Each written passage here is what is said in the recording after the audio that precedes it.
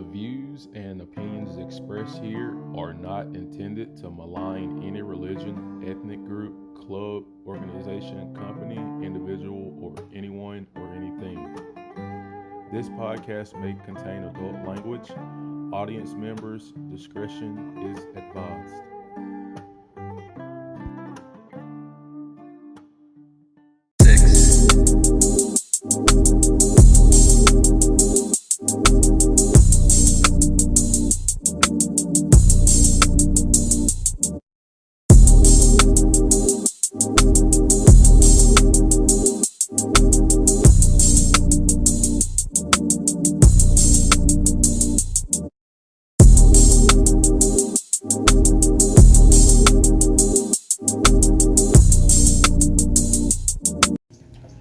What's going on, everyone? I'm your host, Dottie, here on a new episode of The Progressive Vibe.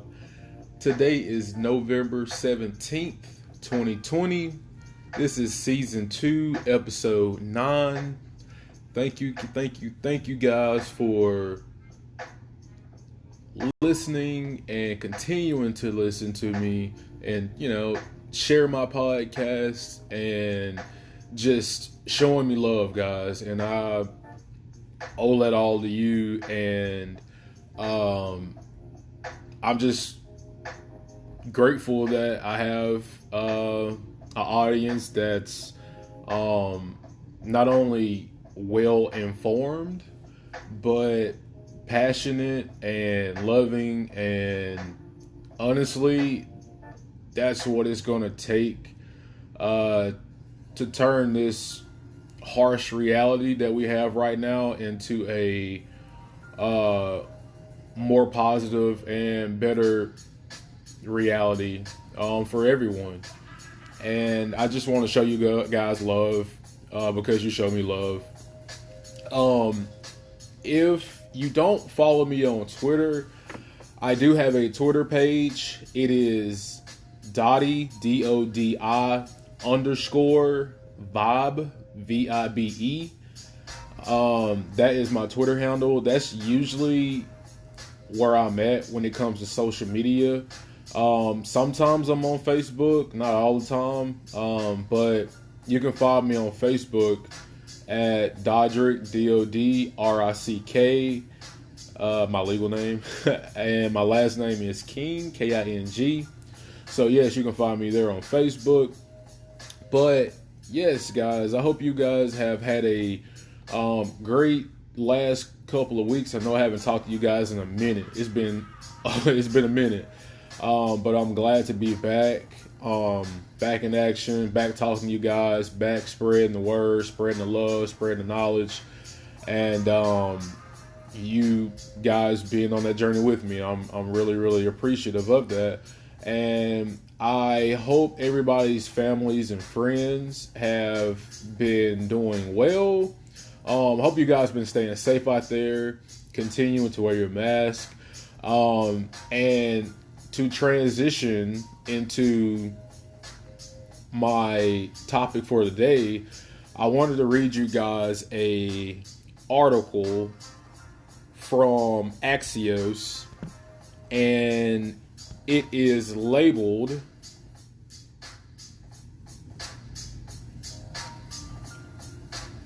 U.S. report 1 million coronavirus cases in 6 days.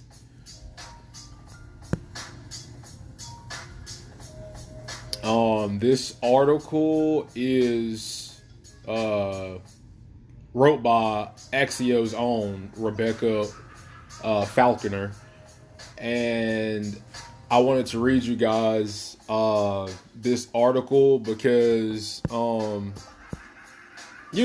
everything's been going on in this country with the coronavirus and everything. It's been hectic, and things are not looking on the upside, and that is a problem. And everything's pretty much going in decline. And sorry, I'm babbling right now. I was just trying to pull up the article. I had lost it for a second, but I found it. But yeah, that I found the article. Yeah, it's just everything's going up now, and it's not looking good. It's not looking good. The cases have skyrocketed, and things are going in the wrong direction. And I feel like that's due to, a bunch of folks out there saying that, continuing to take it seriously. I mean, you still got people wanting to not listen to CDC guidelines, and people are making up their own truths and stuff about the coronavirus.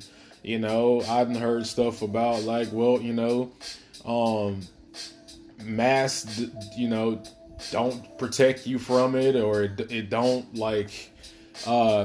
it doesn't stop you from getting coronavirus. And nobody said that it didn't. I mean, and that's the thing. I feel like people are so consistent on believing what they want, and kind of nitpicking the points and making them what they wanted it to be. And if you don't have everything in full context, that's not a good thing for you, and that's not a good thing for everybody else. And we're starting to see that in state to state, because it's increasing in every state. I think it's maybe one or two states that's kind of in the clear, but everybody else is whole and steady, and or is an uptick in cases. And unfortunately, that has brought more death. And it just don't really. It seems from the last couple of coronavirus podcasts that I made, I think I maybe talked about we might just get numb to the situation at hand. And that can be bad, because as we see, the coronavirus has did a lot more damage than we're accustomed to having in these type of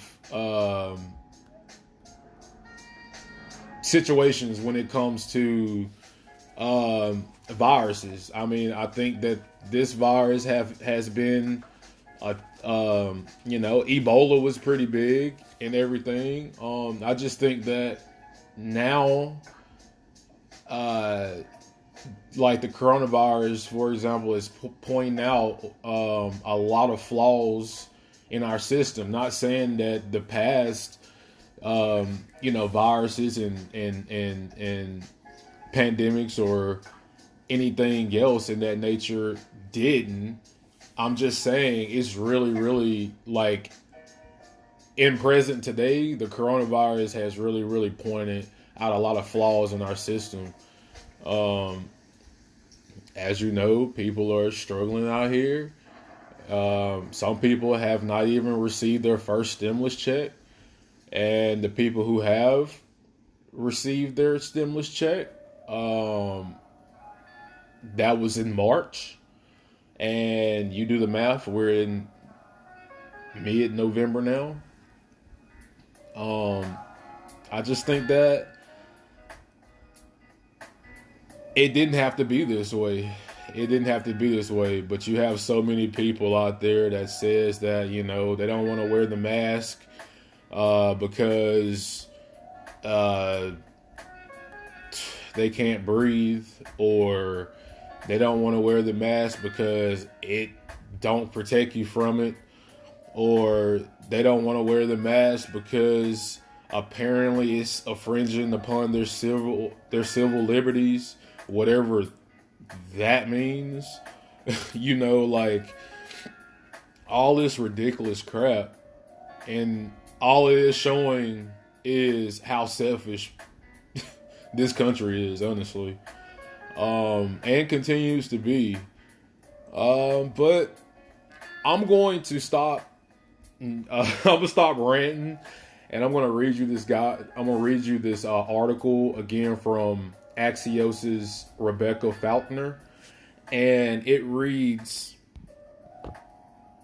again. The title is U.S. reports 1 million coronavirus cases in 6 days, and it reads: the U.S. recorded more than 1 million new COVID cases in 6 days as the country surpassed 11 million infections Sunday, Johns Hopkins data shows. The big picture: cases, hospitalizations, and deaths from the coronavirus are accelerating across the country as more governors and local officials announce new measures to try and curb the pandemic spread. The state of play: Michigan Governor Gretchen Whitmer said classes for most schools and colleges would have to move online as she outlined new restrictions.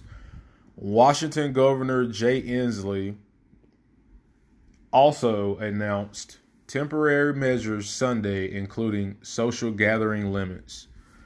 The governors of New York, Connecticut, Minnesota, and New Jersey have all enacted 10 p.m. curfews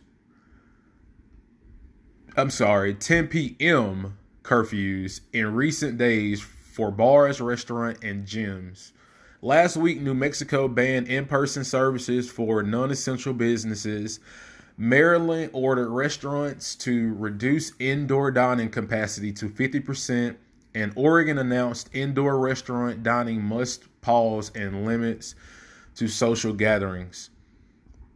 Of note, 36 states have mandated the wearing of face masks in public. For the record, the virus has killed 246,210 people and infected over 11 million people in the U.S. as early as Monday, per Johns Hopkins. The country exceeded 10 million confirmed cases last Monday. And to go a little deeper, it says the states where face coverings are mandatory. It says Iowa on Monday became the latest state to implement a mask mandate to fight COVID-19 amid a steep spike in cases across the country. The big picture: states are reintroducing mitigation efforts like closing businesses and advising people to stay home as the U.S. averages the most daily cases of any point in the pandemic. And it goes on to say, quote, masks do not negatively affect our economy, and wearing them is the easiest way to slow the spread of the virus, end quote, said Utah Governor Gary Herbert. We cannot afford to debate this issue any longer. Individual freedom is certainly important, and it is our rule of law that protects that freedom. It also says Mississippi Governor Tate Reeves only extended the mask mandate in 15 counties, which will be in effect until at least December 11th. Teachers, students are required to cover their faces. While this matters, the new surge in coronavirus cases has forced governors to enforce stricter mandates to prevent their hospitals from nearing capacity. And It goes on to say the states and territories that are mandating facial coverings in public: Alabama, Arkansas, California, Colorado, Connecticut, Delaware, District of Columbia, Hawaii, Illinois, Indiana, Iowa, Kansas, Kentucky, Louisiana, Maine, Maryland, Massachusetts, Michigan, Minnesota, Montana, Nevada, New Jersey, New Mexico, New York, North Carolina, North Dakota, Ohio, Oregon, Pennsylvania, Rhode Island, Texas, Utah, Virginia, Vermont, Washington, West Virginia, and Wisconsin. Of note, some city and local governments, such as Phoenix and Jacksonville, have enacted mandates as well. Other states vary in exemption qualifications, such as cutoff ages for children as well as medical conditions. They also have rules for people in certain situations, such as taking public transit, shopping, and exercise. So yeah.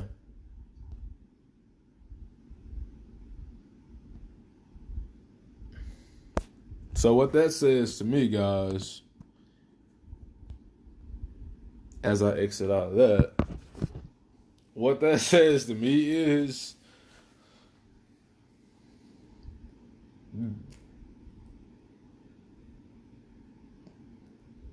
everybody's starting to do what they did earlier this year, and you're going to start seeing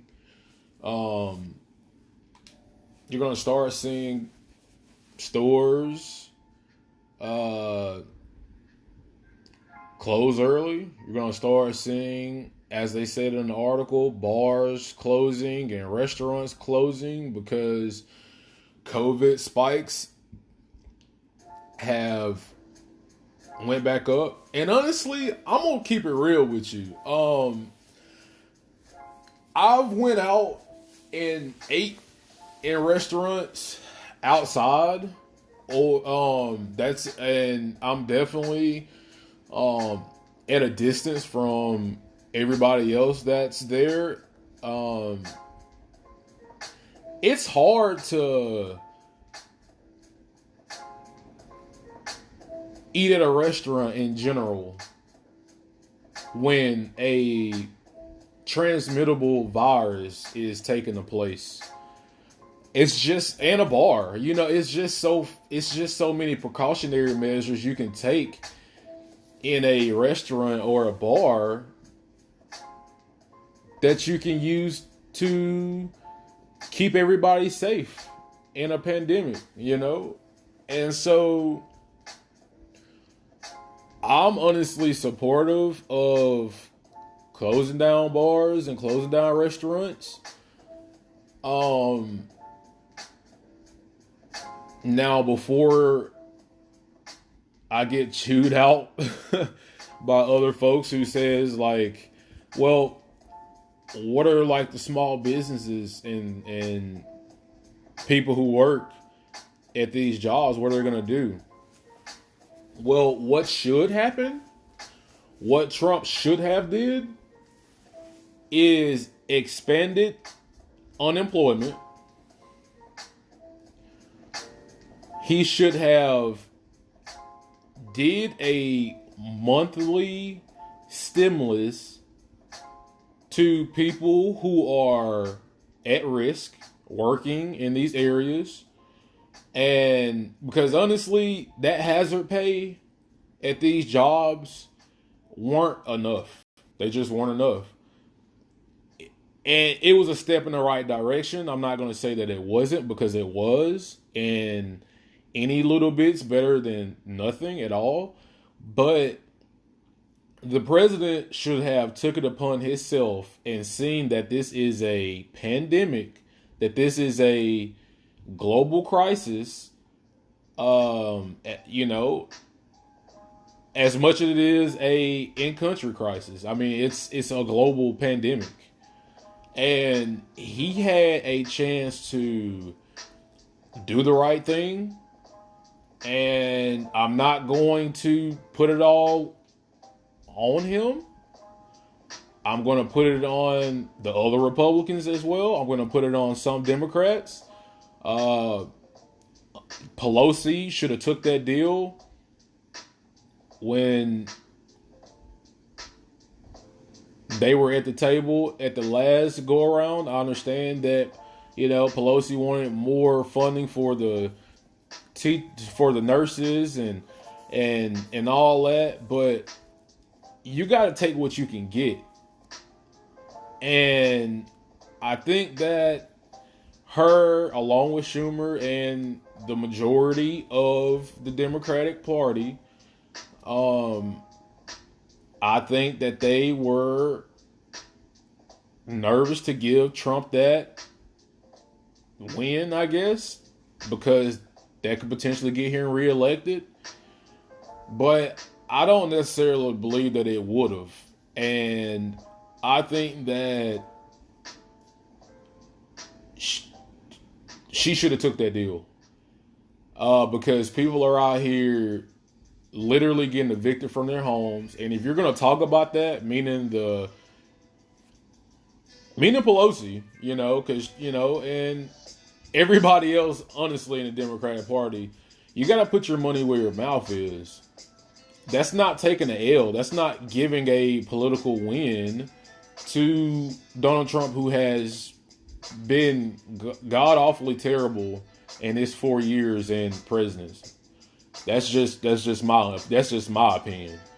And so I don't think, even if they would have came to a deal and Trump and the Democratic Party would have, came to a deal,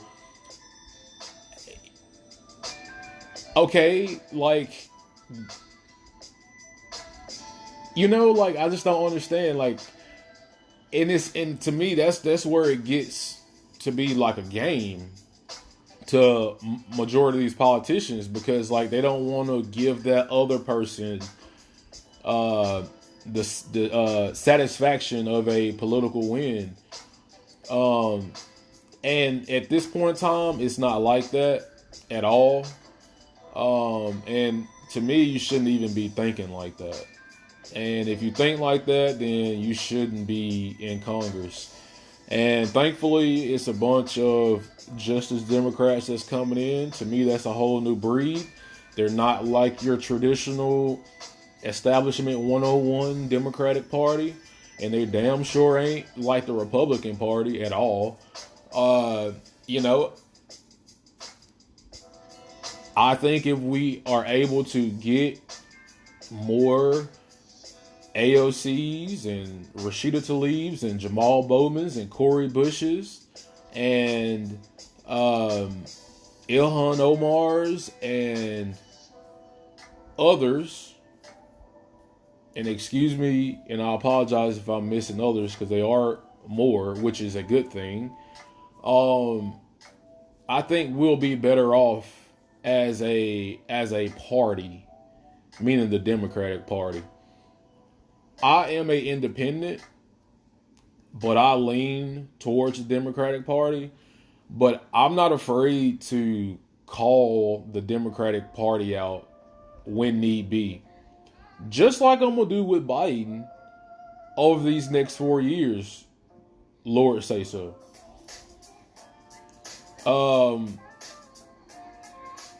I've talked about Biden not being as progressive as I want, but he definitely is on the right path more so than Trump is, to me, in my opinion. And we're going to take a break real quick, because I didn't know that I just reached my 20-minute mark. I was going to take a break 20 minutes. I'm at the about to be 24 mark now, but to finish my thought,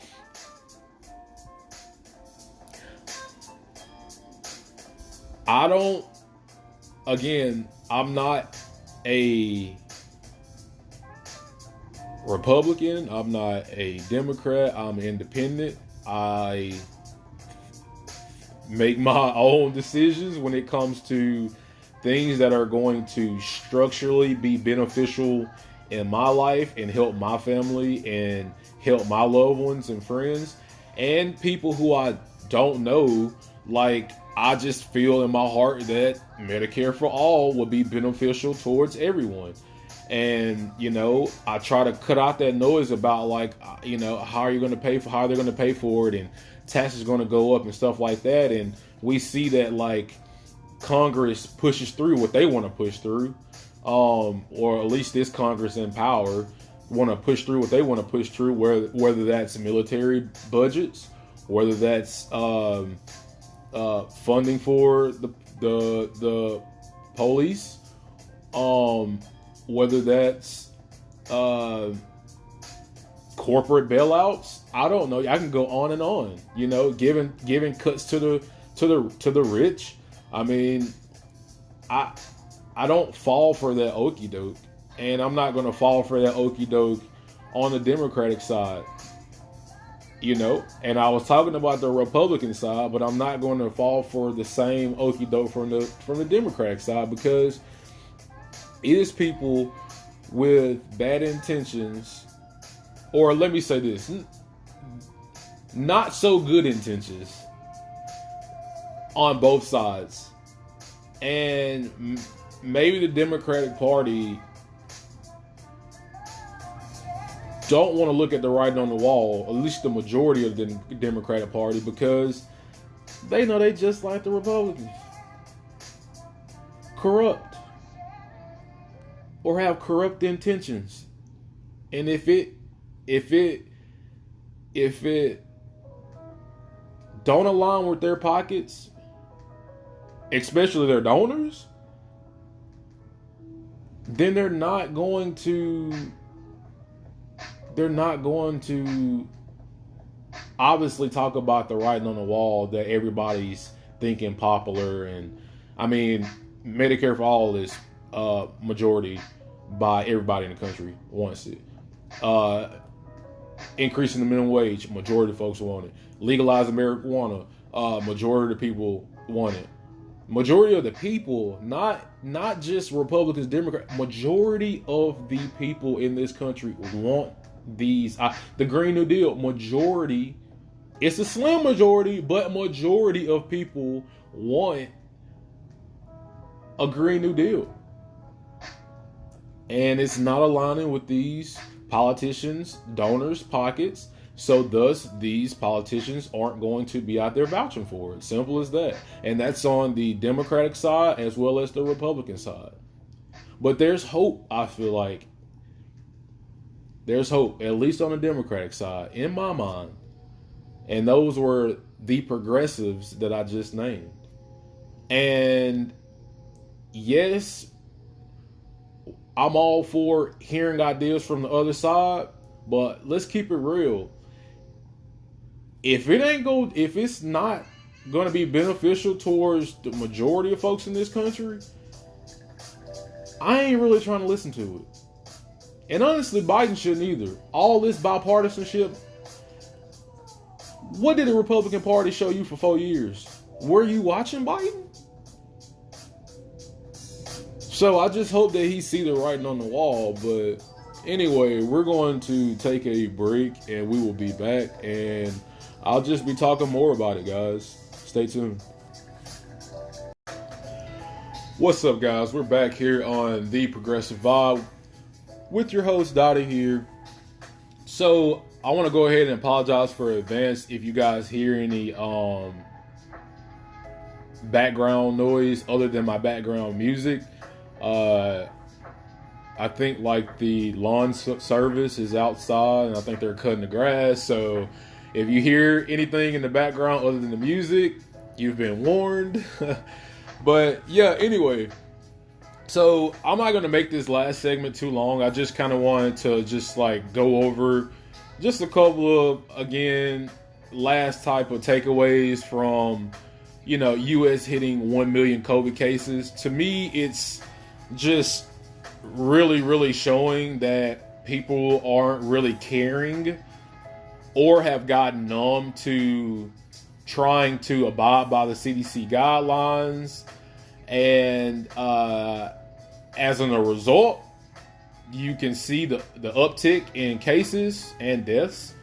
And I think that curfews are coming. I think that bar closings and restaurant closings are coming. As we discussed, as we read in the article that I presented to you guys, there's already starting to happen in some states. Some states are starting to just go full-time virtual in class, in schools. And honestly, it's just not a shock.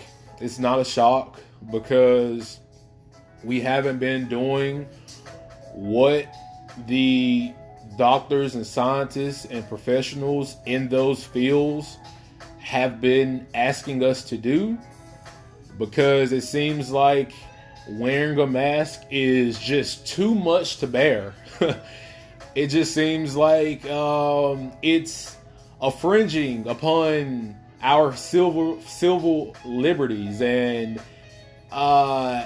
it makes us seem less manly, and it doesn't really protect us from the virus, and or simply because you just don't want to wear one, and it honestly shows the selfishness in folks out here, and the lack of empathy and the lack of awareness that the cases have continued to go up, deaths have continued to go up,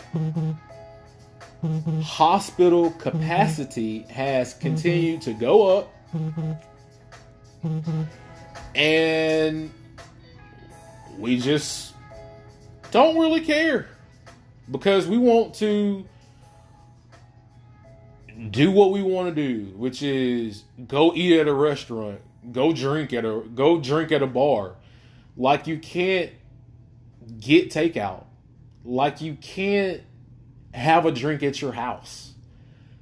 It's just, again, it's just selfish, and quite frankly, I'm tired of explaining to people who have different opinions on the coronavirus, who ask me about my opinion and the reasoning behind my opinions. If you don't care, if you don't think it's real, then why care? Why bother asking other people who you know that don't necessarily agree with your opinion? Why even bother asking if you don't think it's real? And all these news pundits online and on mainstream who sit up here and downplay it and say that it's not as real as or not as serious as what the doctors and scientists are projecting it to be, they're taking precautionary measures. They're not in studio. They're self-isolated. And it's just like the hypocrisy. And honestly, that's my takeaway from it. Because I just don't know how much more evidence you can show, whether that's citing a article from CDC, literally from CDC, showing proof that this is what the doctors and scientists are recommending. People who have been serving in these positions forever, countless administrations, not just democratically run administrations, but Republican run administrations. But we have gotten so far away from the truth that we don't even we literally think that a virus that has killed hundreds of thousands of folks is like fake. And people are more worried about like getting their hair done or getting their nails done or getting a haircut or going to the gym or going to eat at a restaurant or going to have a drink at a bar. Remind you, all these things that I like doing as well, but it's not going to kill me if I don't have access to these things until COVID cases go down, until we see that we have a grip on the pandemic. It's not going to kill me. But apparently it is for a lot of these folks out here.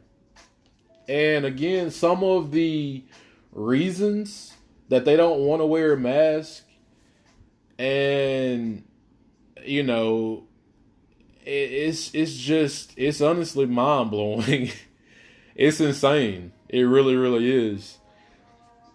But I just wanted to give my closing remarks on that take.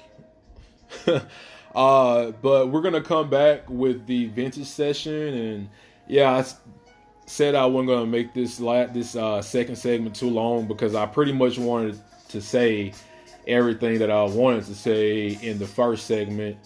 But yeah, guys, we're going to be back here on the VENTage session. And I'm going to talk about the election day and my thoughts on that. I'm not going to really get too much into it, but I did want to give you my thoughts and opinions on it.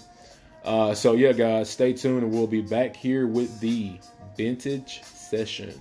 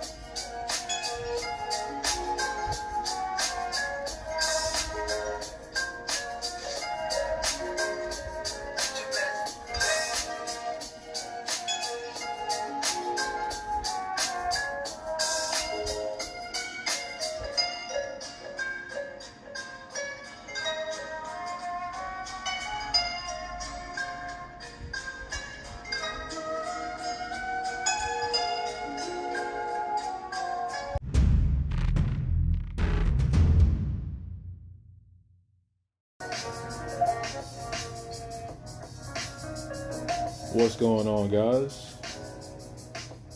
This is the VENTage session of the podcast with your host, Dottie here.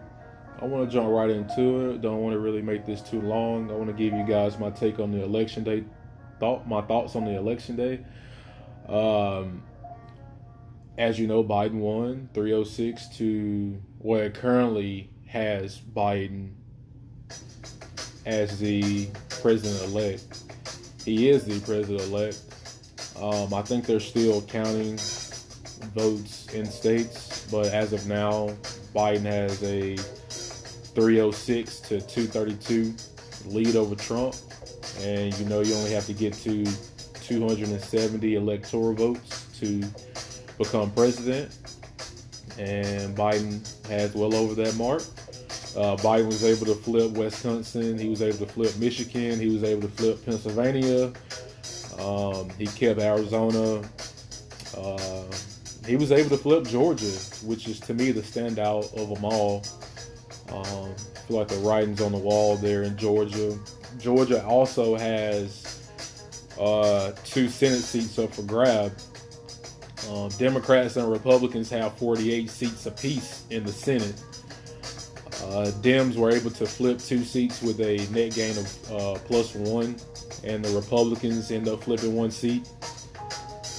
So again, there are 2 more seats up for grab, and they're both in Georgia because the incumbents weren't able to meet the 50% threshold. So by default, there has to be a special election runoff.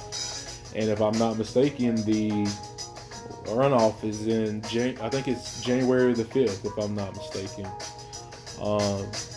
So that's very, very important. I feel like a bunch of money is going to probably be generated from now up until then to Georgia, because that's going to be, again, that's a really, really important runoff between the 2 incumbents there in that state. And if the Democrats were able to get both of those seats, then you do the math, they will be able to regain the Senate. And I think that is very, very crucial into getting a lot of the policies that we want to be enacted to become a reality. Who knows? Maybe if we have the presidency, the House, and the Senate, things still won't get passed. But that would be a detriment to how the Democratic establishment is accustomed to running. That's why I hope this time Biden actually listens more to the progressive side of the caucus, because they're the future of the Democratic Party. Let's be real. The AOCs of the world, the Ilhan Omars, the Rashida Tlaibs, the Jamal Bowmans, the Cori Bushes, the Bernie Sanders,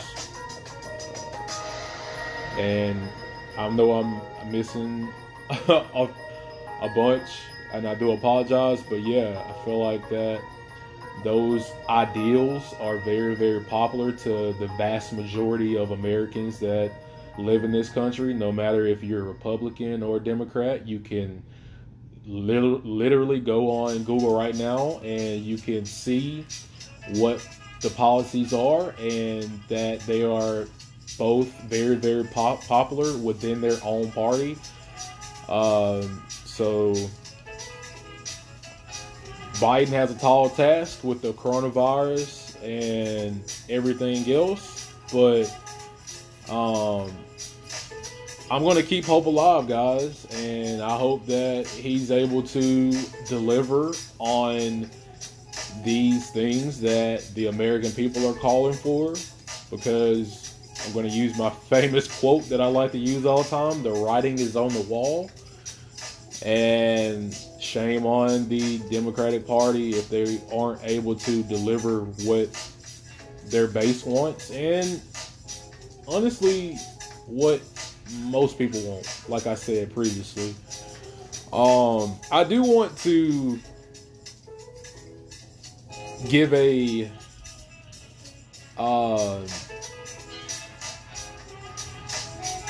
shout out, and this is definitely being I'm definitely being nonchalant with this one, but I want to give a shout out to Alabama for getting decimated, for the Democratic Party getting decimated in Alabama, which is really not surprising. I want to give you guys some numbers real quick. Trump won the state of Alabama 62% over Biden's 36.5%. So Trump won heavily in my state, which again, I'm not too surprised. Pretty sure you guys really aren't surprised about that either. Alabama Senate got flipped back to Republican. No surprise there again. Tommy Tuberville. If you guys don't know who Tommy Tuberville is, he is a former football coach. Former, as I said, because his coaching days when he was coaching, they were pretty bad. He didn't really have a winning season. And if you didn't know who he coached for, he coached at Cincinnati for a while, and he coached at Auburn for a while, and I'm pretty sure that's why he won Alabama, the Senate in Alabama, because only thing you have to do down here in Alabama is be a football coach or be an ex-football coach, and that's good enough of a resume for you to get elected in the Senate, even though he has no idea. Honestly, I don't even think Tommy Tuberville even has an idea what he's going to be running on. Before Trump got rejected by the country in this election, his message was running off of whatever Trump was running off of. Simple as that. So, and again, I mean, it kind of goes hand in hand of, what my state wants. So again, I'm not really surprised over that, but I'm going to give you guys some numbers. Tommy Tuberville won 60% over Doug Jones, 39.7%. So it's crazy.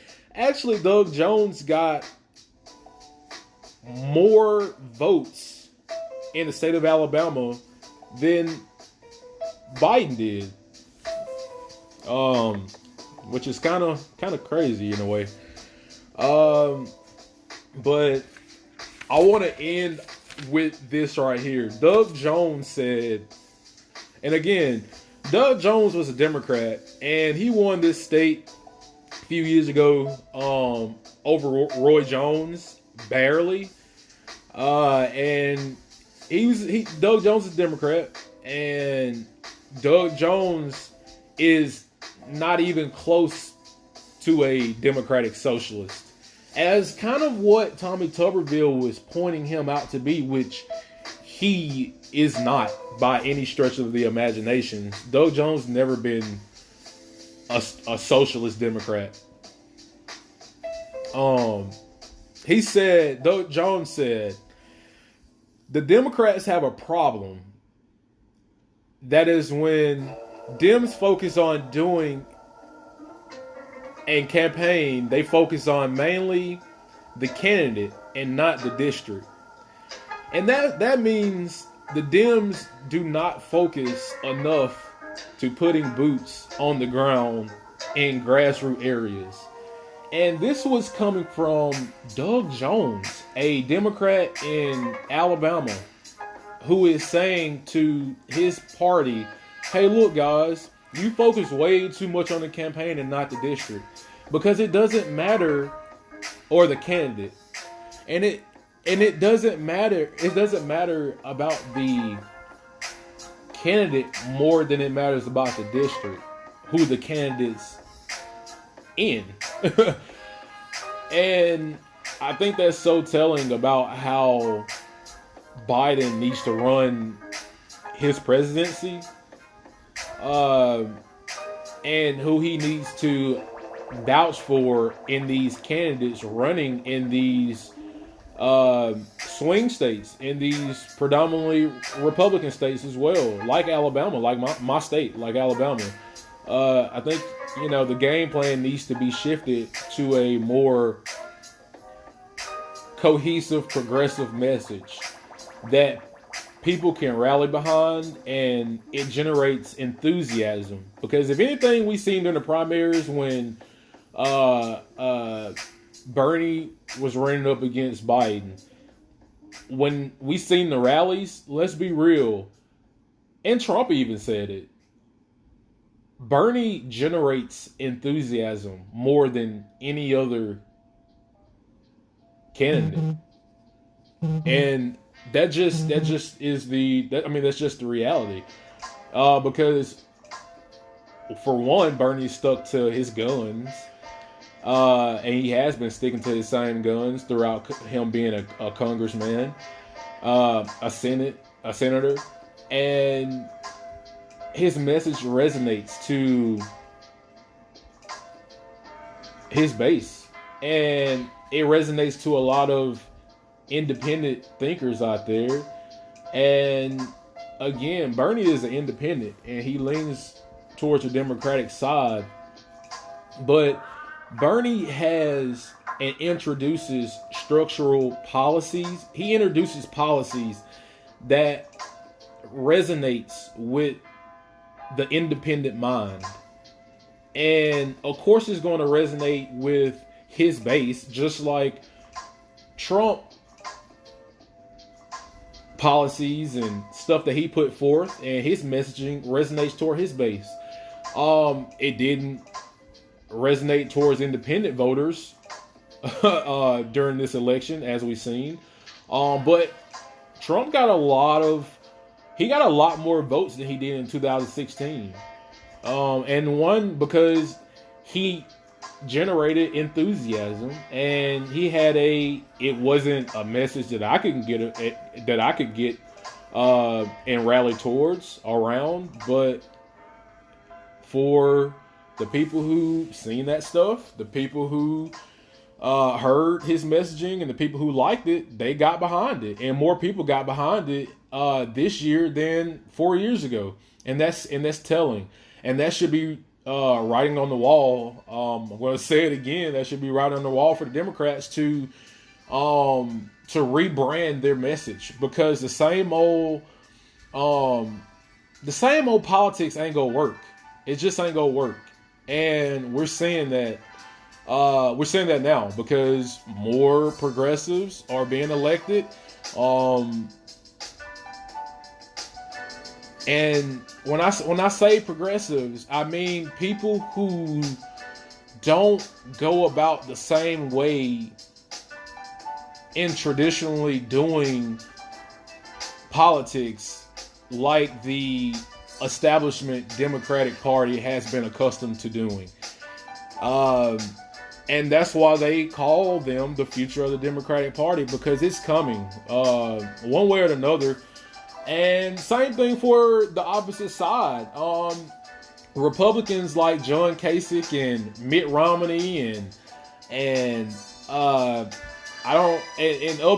Republicans, they think that, it's going to go back to the same old Republican type party, and it's not. I feel like Trump party is going to be around for a long time, and it wouldn't shock me if Trump ran, if he's alive and well, in 4 years. I think that he has that much of a grasp on the party, and he has a bunch of people who have he has a bunch of support. He has a big base. And I think his base is bigger than the simple old traditional Republican core base. And again, it's vice versa for the Democratic Party.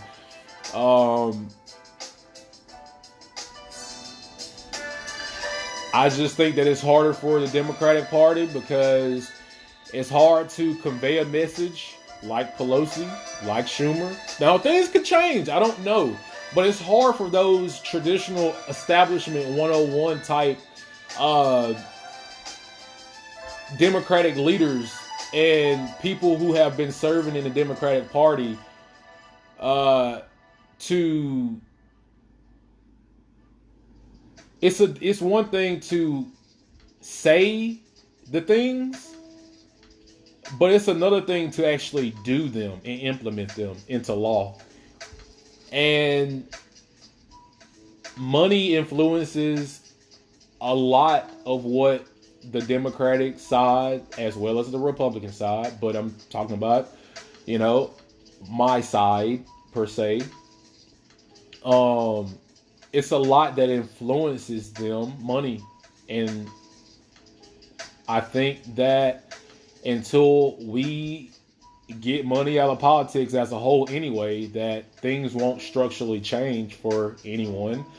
But if we're going to continue to have these people in power that are just going to cope to their donors instead of their constituents back home, then why do we have these people in office? And it's simple. They're going to have to get voted out.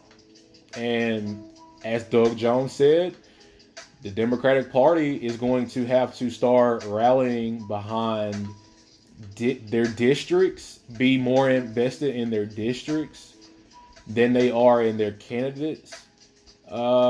Because people who you send to Congress that represent these districts, are they the actual people who are going to represent their districts? You got to put that in mind. And you have to start being more invested in grassroots areas. And that's just it. That's just it. I mean, Democrats lost seats in the House, and they were expected to gain. I wonder why. Because you don't have a cohesive message for people to rally behind. And I think that is, again, the writing on the wall. But yeah, guys, that's been my vintage session. I hope you guys enjoyed. Sheesh, that was a fast 20 minutes. Love you guys. Everybody stay well. Continue to wear your mask, social distance. If you're out here working, stay safe. And that's from ignorant people. And that also is from the virus. You know, it's crazy out here, man, and I hope change is coming, and I hope it's coming soon. And I want to end the note by saying it's so shameful that no additional federal stimulus or aid money has gone out to help the tens of millions of Americans who are falling deeper into poverty every day. And if you're one of those people, then keep hope alive, because we gotta keep fighting this good fight. We're all in this together. And yeah, guys, I love you. Take care. Until we meet again, this has been The Progressive Vibe. And again, I'm your host, Dottie. Thank you. You can follow me on Twitter, Dottie_Vibe. And you can follow me on Facebook at Dodrick, Dodrick, last name King, King. Peace and love. Catch all of the next one.